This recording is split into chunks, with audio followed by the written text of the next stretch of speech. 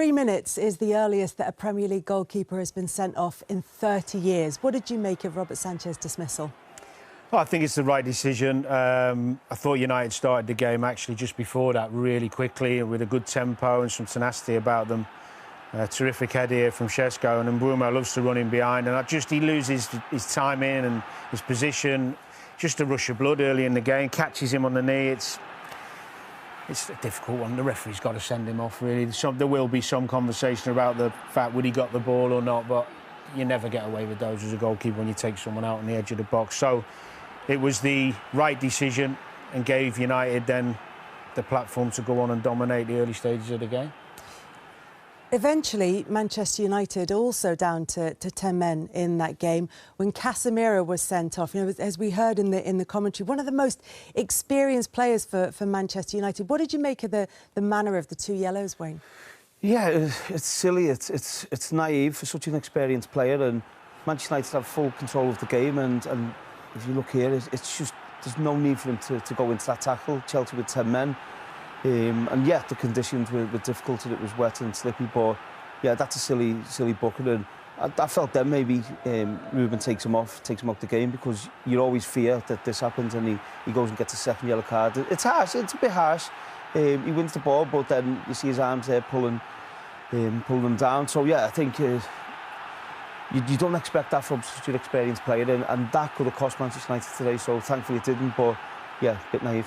That's the question, really, isn't it? Is why a player of that experience gets himself into that situation. Well, Wayne should know. I've been sent off a few times, but not when we've gone to 10 men like that. But no, I think that's the only way he knows how to play. I think he's passionate. He's front-footed. He likes to put his foot in and put tackles in. And but I think today he could have just held his composure a little bit better than he did today. The second one was really silly. Yeah. You know the last thing you do is go make it even. It was a really bad, and apparently, as Ruben Amorim said, he was very aware of it and apologetic after, and they got away with it. So obviously Enzo Maresca makes the substitution because he needs to bring on a goalkeeper, but it was 3 substitutes within 21 minutes of the start of the game, which is the earliest any manager's done that in the Premier League. What did you make of his choices? Well, I think bringing an extra defender on is understandable, and taking off an attacker, but a few minutes later, then Palmer's off after they're 1-0 down, and we felt Neto and Cole Palmer coming off was a really negative move. Now, OK, we trust his word that he's struggling a bit with injury, so well, maybe he should have brought him off at the beginning then and left Neto on for his pace, because even when they got level men second half, they really didn't have that much of a threat on the break, you know, to beat somebody, to beat people. There was only João Pedro who really had that forward-thinking they had no imagination on the pitch, did they? And I felt that's what was missing for Chelsea. They had a lot of possession going side to side second half, but they missed that creativity which a Cole Palmer or a Neto could bring them. So I think the change was strange, but thankfully it helped United. Well, the change was strange, but the whole game was strange. Can we read anything into either that result or those performances? No, it was a strange game, and I think obviously when it went to 10 men apiece, I just felt there was no urgency from Chelsea to try and get back in the game. Obviously, they get 1 goal back from a cross. There was no cross in the box. The 2 crosses they put in the box, they get 1 goal, and then they have another good chance. And it was just slow. It was side to side, and yet the weather was poor. But I think if you're a Chelsea fan, you'd want to see them with a bit more urgency to try and get something out of the game. United did defend well, though, to be fair. They stayed disciplined. They didn't go chasing the game, which was a real clever thing to do when you've got the lead. Now the pressure has been growing on West Ham's. And to define the game, the Sanchez red card. And listen, I sympathise. That earlier in the game, you're still trying to get a feel for the pace of it, the conditions, kind of given the weather. You're still feeling your way into the game, and all of a sudden this ball comes over the top, and Mbeumo splits your 2 centre-backs, and you have a decision to make. Maybe you expected it to shoot a little bit more than it did. On a drier pitch, it checks a little bit more, so therefore you don't have to make that decision. So again, because you don't really understand or you haven't really figured out the run of the pitch, you make this decision, or you're forced into the decision and you get it wrong. But no question, that was a red card. In my opinion, the referee simply had no choice. From there on in, I think we are absolutely right to question Maresca's changes that he made to deal with this situation. He takes out Estevao to bring on Jurgensen. which you understand. Somebody's got to be sacrificed. You then take out Neto to bring in another defender in Tosin. But then you take out Palmer 15 minutes, or roughly 15 minutes later, because he had to face a fitness test before the game and you weren't quite sure as to whether he was 100%. But then take out Palmer after 5 minutes. If you want to show up, if that's your plan, right? It's not my place to dictate Maresca's plan. But if your plan is to bring in another defender just to show up the defense because you're now undermanned, take out Palmer in that position. And the thing is, for me, it kind of came back to bite Chelsea a little bit, because in the second half, once it comes down 10 players each, Chelsea had a whole lot more of the game, but they certainly lacked creativity on the part, because all your creative midfielders were substituted in that first 20 minutes. So I'm not really quite sure about the thinking there. Casemiro scored a goal, but then tried to make a little bit of a game of it in picking up his second yellow card. I have no issue with that either. And in the end, I'll be honest, when Chalobah does score, I'm thinking this is not going to end. This is not going to end 2-1.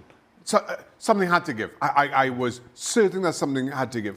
Credit to Manchester United, they defended well throughout. Again, for half the game, it was 11 men v 10, and certainly to close it out, I thought they equipped themselves pretty well. Well, of course, the Cole Palmer substitution was one that had all of us wondering what's going on. Frank, I know, is itching to get into it, but before we let him get into it, we actually can hear from Enzo Maresca on it. Cole, he tried this morning. He had a test this morning to play this game. He was not 100% fit. He made fantastic effort to play this game, but he was not 100%. Yeah, it's a problem that it's already a long time for him. He's growing. Again, he did this morning a test. He wants to play this game for the team, to be close, so the effort has been huge from him. But then after 20 minutes, he started to feel something, so we decided to change him. Enzo Maresca there explaining that substitution. Frank, let me get to you on this one, because I just have to pull up our group chat again. And when we copy and pasted what Enzo Maresca said, you said, stupid comment, if you're not at 100%, you don't play. Is that what you feel? Well, especially, yes, it's what I feel. And especially when you have like 200 players at your disposal at Chelsea, you know. I mean, okay, Cole Palmer is a fantastic player, and you need a Cole Palmer to create something, and Xhaka alluded it before. But you need a Cole Palmer at 100%. If you have a Cole Palmer at 60 or 70%, it's going to be useless, because he cannot develop his skills. And that's what it is. And when I hear the coach, yeah, you know what, he made a huge effort because he wanted to play. But I'm the coach. I said, I'm sorry, my man, you stay on the bench. I mean, I've been throughout many problems on my groin, the groin problem that I had throughout my career, and you cannot play. I mean, it's a nightmare. It can last for 6 months. So you need a rest. You may need to make sure that you heal, you properly heal, and you come back only when you're 100%. And even if you're Cole Palmer, even if you're Maradona and Zidane, you come back when you're 100%. Otherwise, you're not going to be as good as we are expecting. And again, and Xhaka, thank you, you said it because I forgot. I mean, when you know that you have somebody who's not at 100% and you have to change a creative player, you don't change Neto. You change Palmer because you're gonna save Palmer, and you give a chance to somebody who is at 100% to perform. That's insane. And don't know why nobody asked him at the press conference, why did you change Neto and you didn't change Palmer, knowing it is not at 100%? That's, yeah, I'm sorry, a stupid comment. Stevie, you've been a manager. What do you make of the changes that Enzo Maresca, of course, was forced into making, and of course the Cole Palmer? Yeah, I have to agree with the two boys. It's a mind-blowing decision when you've got a guy who you weren't 100% sure of, and then you go down to 10 men. I mean, it should be the first thing that comes in your head. And then the other thing that comes in your head, that should come in your head as well, I can't take all my attacking players off, but so who do I take off and who do I keep on? I'll keep on the guy who's going to run all day, who's going to run up and down the field, who's going to chase, who's going to harry, and I'll take off the kid who's inexperienced and who defensively is not that great. But he takes every one of them off. I mean, there's nothing about it makes any sense. But I think the most important thing here for Chelsea would be what Frank was talking about earlier. Under fire, Ruben Amorim was delighted by Manchester United's much-needed victory over Chelsea but wants his team to stop making life needlessly complicated. Old Trafford witnessed an action-packed Premier League encounter against Enzo Maresca's side on Saturday when the weather was as bad as the visitors' start. Goalkeeper Robert Sanchez was sent off inside 5 minutes and Bruno Fernandes soon marked his 200th Premier League appearance with his 100th United goal before Casemiro put the hosts in cruise control.